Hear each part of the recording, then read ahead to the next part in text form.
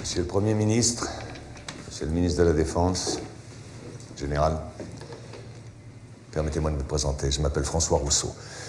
Je dirige un groupe de recherche informel qui n'apparaît pas dans vos organigrammes. Le président, à qui j'en réfère personnellement et exclusivement, a pensé utile et même nécessaire que je vous débloque sur pas mal de sujets. Vous pensez, en tant qu'initié, être mieux informé que la plupart des gens. Permettez-moi d'en douter. En ce moment même, il se passe des choses suffisamment graves pour que les informations et les documents que je vous réserve vous soient divulgués. Voilà, une opération de manipulation inégalée à ce jour à l'échelle planétaire est en train de se mettre en place. Ce sera le sujet final de mon intervention. En ce qui concerne notre époque, tout a vraiment démarré juste avant la Seconde Guerre mondiale. Hitler a brisé certains tabous, comme celui d'avoir recours à l'occultisme ou aux sociétés secrètes. L'Ahnenerbe, une organisation nazie assignée entre autres à la recherche archéologique et anthropologique, a trouvé ça au cours d'une expédition en Afghanistan. Cet objet volant est appelé Vimana ou Astra par les hindous. D'ailleurs, au cours d'une exploration des sous-sols par les Russes et les Chinois en 1927, des traces d'explosions nucléaires très anciennes ont été décelées. Certaines couches sédimentaires ont été vitrifiées atomiquement il y a 50 000 ans. On peut constater le même phénomène autour de sites de tests nucléaires actuels. Vous devez comprendre qu'Hitler, par ses découvertes, qu'il prend très au sérieux, va ouvrir une boîte de Pandore qu'aucun gouvernement, ami ou ennemi, ne souhaitera refermer par la suite. Derrière l'histoire tragique que nous connaissons tous, une théorie basée sur l'existence de 4 lunes associées aux 4 cycles géologiques. D'après Orbiger, le maître à penser de cette théorie, la Terre aurait subi 4 extinctions semi-globales de la vie dues à la chute d'une de ces lunes. Effectivement, au fur et à mesure du rapprochement du satellite, la gravité s'était modifiée et avait engendré des mutations profondes au niveau génétique. C'est-à-dire qu'elle avait créé une race de géants extrêmement intelligente dont la taille avoisinait les 3 ou 4 mètres. Quelques dizaines de milliers d'années plus tard, la Lune s'écrase. L'impact provoque une sérieuse élévation des mers et un hiver global de type nucléaire.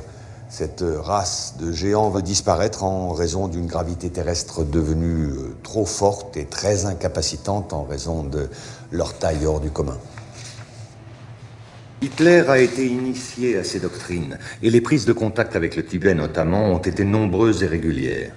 Les nazis cherchaient le contact avec les survivants d'anciennes civilisations, détentrices de technologies anciennes, comme les Vimana décrits précédemment.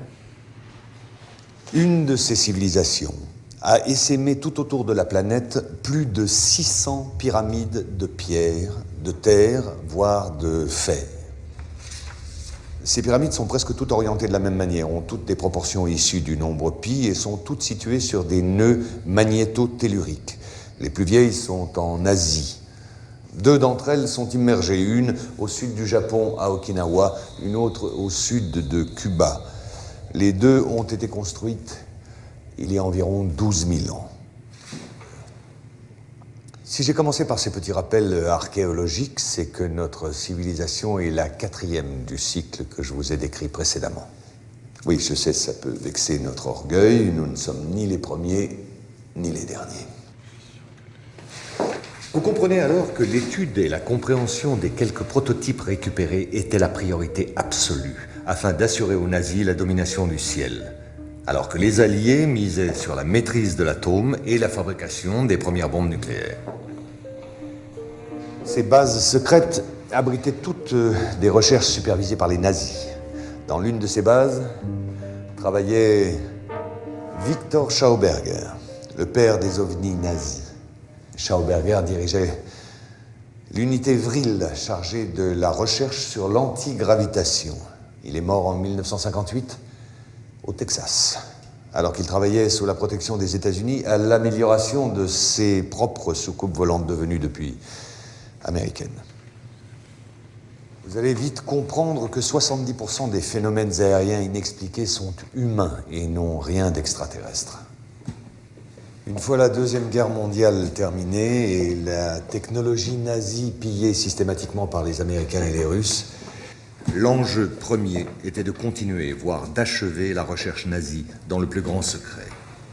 Le projet Rainbow, connu surtout pour l'expérience de Philadelphie, en a été la preuve immédiate.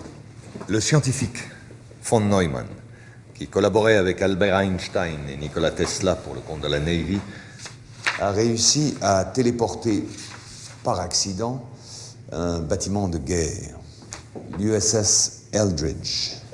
Ces photos, fournies par Maurice K. Jessup avant sa mort suspecte, sont les rares témoignages de cette expérience unique en son genre. À la même période, les premiers essais de prototypes à technologie indo-aryenne ne passaient pas inaperçus. Les militaires devaient trouver une parade plus efficace que la mise au secret. C'est à peu près à la même période que Kenneth Arnold, pilote de l'US Air Force et agent de la CIA, lance la plus grande opération de manipulation sur l'existence des ovnis. Faire croire au peuple que cela n'existait pas n'était pas la bonne solution, n'était pas suffisant. Discréditer et effrayer la population par une désinformation systématique était beaucoup plus efficace. L'OVNI et le para-humain appartiennent désormais au cinéma, à la télévision et à la paranoïa collective, et non pas aux scientifiques, comme cela aurait dû être le cas.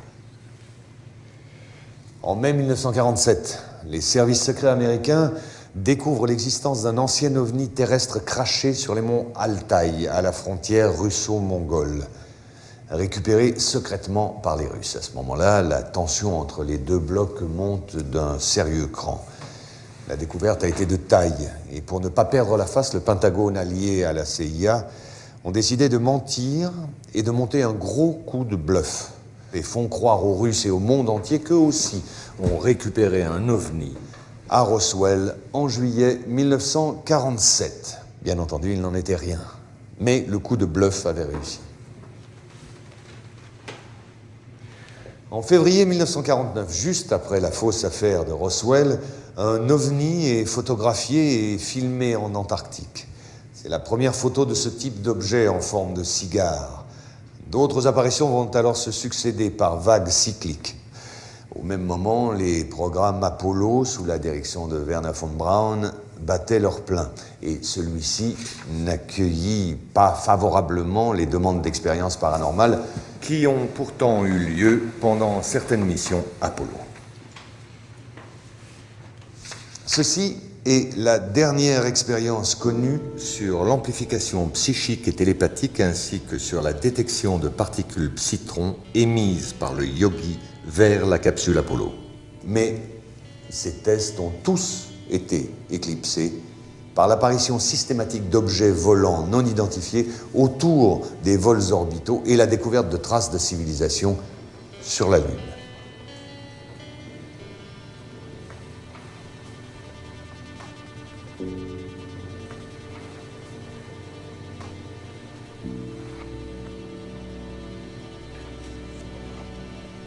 La NASA a dû faire face à une avalanche de données et de preuves embarrassantes. La seule solution a été de tout mettre sous secret défense. En 1961, la directive JASON met en place un service spécial de retouche d'images. Le but est d'effacer toute trace de civilisation ou de ruines sur la Lune, concernant bien évidemment seulement les clichés à destination du grand public et de la presse. Voilà, au mois de juin 1965, est apparu ça, sur un relevé satellite dans la zone des îles de la Déception, au sud de l'Argentine. Les Russes ont tenté de s'aborder l'opération de renflouage sans y parvenir, malgré la violence de l'affrontement. L'objet volant a finalement été ramené sur la base d'Edwards, en Californie. Et 10 ans plus tard, le premier drone antigravitationnel à propulsion magnéto-hydrodynamique, ou MHD, a fait son premier vol d'essai dans le désert environnant la base d'Edwards. Et pas mal de prototypes ont vu le jour.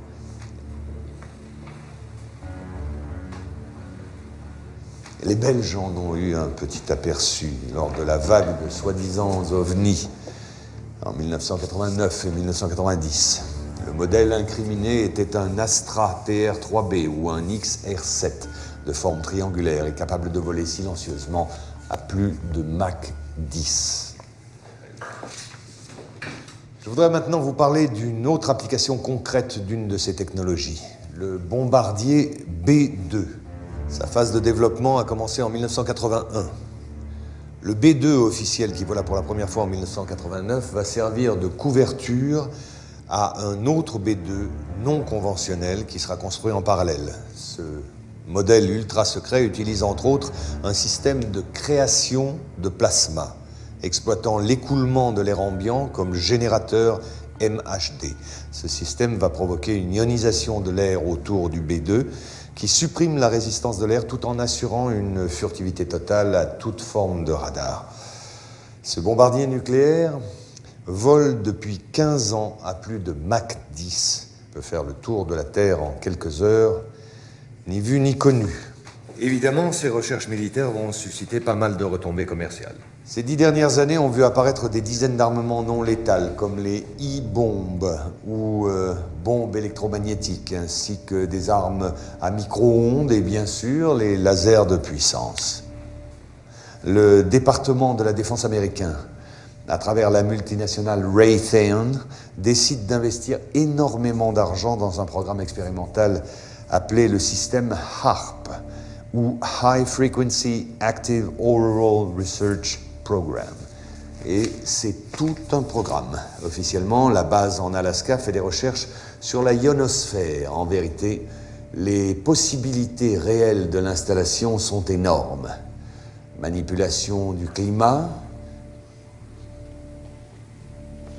détection profonde de bases souterraines ou de gisements, destruction silencieuse et à distance de n'importe quel objet, et surtout manipulation du comportement humain.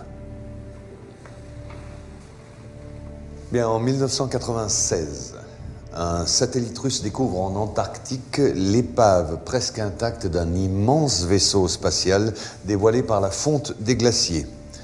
Les prélèvements de glace indiquaient une date de crash remontant à 24 000 ans. Au même moment, une éruption volcanique dans les îles de la Déception, les mêmes que précédemment, obligea les Russes à demander de l'aide aux États-Unis, vu l'urgence et l'importance de la situation. Pour la récupération du vaisseau, ils ont dû lâcher l'affaire et ont évacué la zone en catastrophe. L'engin a finalement été détruit par les Russes, très énervés par la situation qui ne tournait plus à leur avantage. Aucun pays n'a jamais retrouvé une occasion pareille. Et cette action stupide de mauvais perdant de la part des Russes n'a fait que conforter la position des Américains face aux extraterrestres. Si cet exposé vous a paru un peu long malgré mes efforts pour le simplifier, il était absolument nécessaire pour en arriver à la partie dont je vous ai parlé au début de mon exposé, c'est-à-dire la conspiration que nous appelons conspiration d'Orion. Notre groupe de recherche est persuadé que des ovnis construits par les Américains ou les Russes seront utilisés pour étayer le canular d'une attaque de la Terre d'origine extraterrestre. Les médias se chargeant du reste, bien entendu. La raison ? Une fois la menace du terrorisme international dissipée, l'économie de guerre des grandes puissances, États-Unis en tête, aura besoin d'un nouvel ennemi pour prospérer. La guerre sur Terre sera remplacée par une guerre spatiale contre un ennemi venu de l'espace.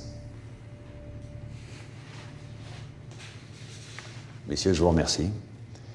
Un dossier complet vous sera fourni à la sortie. Quant à moi, je vous reverrai bientôt pour un second update sur un tout autre sujet. Messieurs.